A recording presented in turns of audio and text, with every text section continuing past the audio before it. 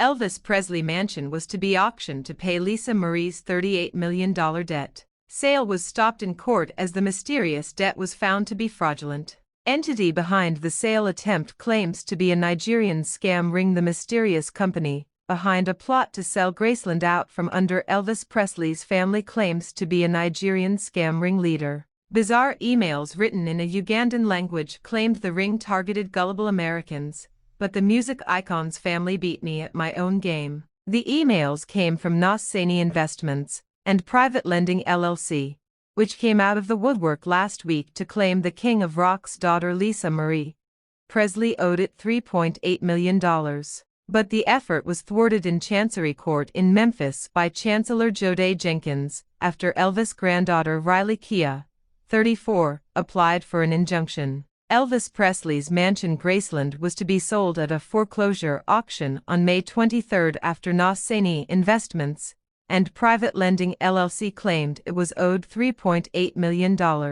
But the effort was thwarted in Chancery Court in Memphis by Chancellor Jode Jenkins after Elvis' granddaughter Riley Kia, 34, applied for an injunction. After DailyMail.com emailed an address in a court filing by Gregory Unmasking afterwards, he said the attempt to sell Graceland was being called off. What Unmasking was and what really happened remained a mystery, as no trace of it could be found in the real world. No phone numbers worked, all addresses were PO boxes, and nothing was registered anywhere. Then the New York Times got reply from Gregory Unmasking in Florida at hotmail.com, the address in the court filing, claiming the whole thing was an elaborate scam. "I am the one who creates trouble," the self-confessed scammer began the first of two emails on Friday. He claimed to be the head of a scammer network that preyed on dead people, the elderly, and otherwise unsuspecting Americans. The birth certificates and other identity documents of gullible marks,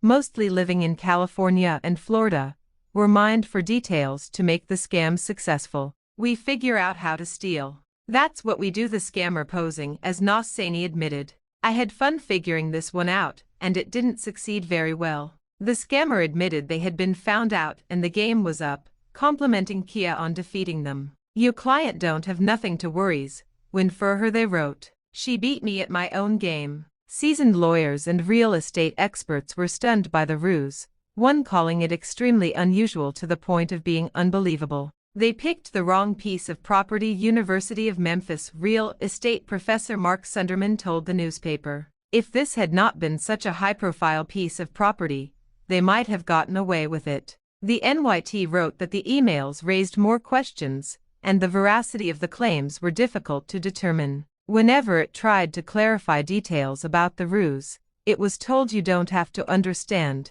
and the scammer never specified why they were owning up. Translators said the Luganda, a Bantu language spoken in Uganda, in the emails was clunky, even though the English in court documents was near perfect. The court filing was also faxed to the court Chancery Court in Shelby County, Tennessee, from a toll-free American number. The FBI is believed to be investigating the case and is interested in launching a criminal probe into the attempted sale. The bizarre saga began in September, when Unmasking began hounding Kia, claiming her mother, who died last year, put up Graceland as collateral in the 2015 loan, and failed to pay by the due date in 2022. Kia refused to pay, so it offered a $2.8 million reduced settlement and filed a collection claim in a Los Angeles court. That didn't work either. Unmasking responded by taking out a classified ad in a local Memphis newspaper announcing it would hold the foreclosure sale on the steps of a Memphis courthouse on May 23,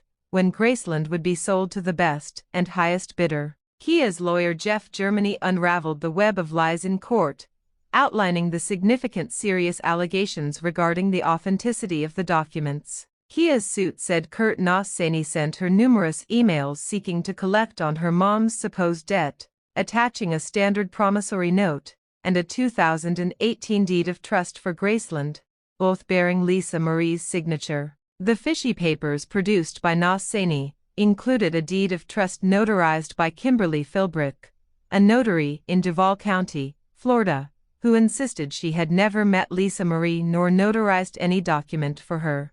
"I don't know why my signature appears on this document," she wrote in an affidavit. The wording on the deed of trust also included an incongruous reference to online notarization, which wasn't authorized in Florida or mentioned in Duval County paperwork until 2020, 2 years after the deed was supposedly drawn up. While the documents bear signatures that look like the signatures of Lisa Marie Presley, Lisa Marie Presley did not in fact sign the documents, the suit insisted. The purported note and deed of trust are products of fraud, and those individuals who were involved in the creation of such documents are believed to be guilty of the crime of forgery. Documents sent via mail by Nassani included the return address of a UPS store in Jacksonville. A Missouri address was, likewise, a P.O. box. When DailyMail.com rang the phone number listed in Kurt Nassani's contact details, the line was not in service. Germany's version of events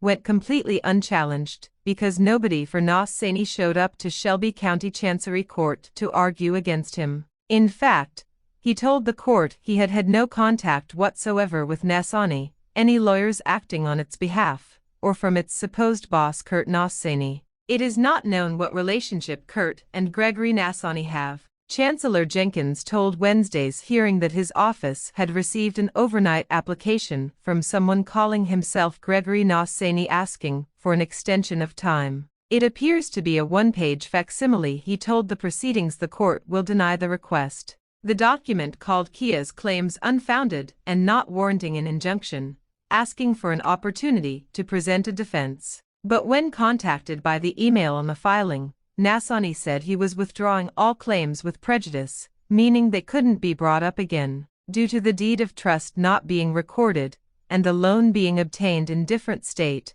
legal action would have to be filed in multiple states, and Nassani Investments and Private Lending will not acquire to proceed, he wrote in the email. That comes from consultation of the lawyers for the company. There was no harm meant on Ms. Kia for her mother's LMP mishabits and mismanaging of money. Sick.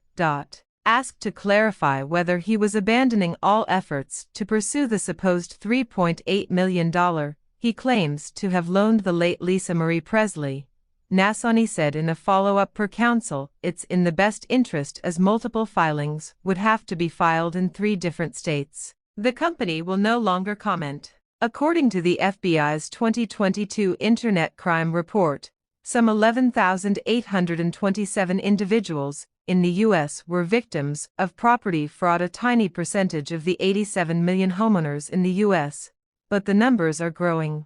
Please like, subscribe and hit the notification button for more videos.